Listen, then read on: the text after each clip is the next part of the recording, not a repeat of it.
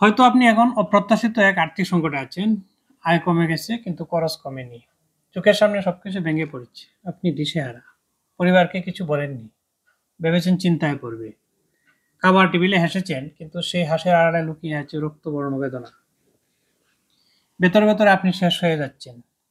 এই চাপ সইতে না পেরে হয়তো হঠাৎ করেই হার্ট অ্যাটাক। কত ভয়াবহ এই মৃত্যু তা ভাষায় প্রকাশ করা যায় না। কিন্তু না, এভাবে ভেঙে পড়লে চলবে না। লড়াই করতে হবে। কিছু পরামর্শ যা হয়তো আপনার জীবন বাঁচাতে পারে। পরিবারের সাথে সমস্যার কথা শেয়ার করুন। একসাথে মোকাবেলা করুন। নাটকীয়ভাবে হলেও খরচ কমিয়ে আনুন। ছোট বাড়ি, ছোট গাড়ি, এখন টিকে থাকাটাই মূল কথা। বাচ্চাদের স্কুলের বাড়তি খরচ কমান। ভালো রেজাল্ট যেকোনো স্কুল থেকে আনা সম্ভব। নিয়মিত ইসিজি করান, ডাক্তারের সাথে পরামর্শ করুন। ভাই বোনের সাথে আলাপ করুন। টাকা গেলে আবার আসবে, কিন্তু প্রিয়জন গেলে আর ফেরে না। পরিবারের সবাই মিলে যৌথভাবে আয়ের ব্যবহার করুন। একসাথে থাকাই শক্তি। বন্ধুদের সাথে শেয়ার করুন। যারা ভালো আছেন, বিপদে থাকা বন্ধুর পাশে দাঁড়ান।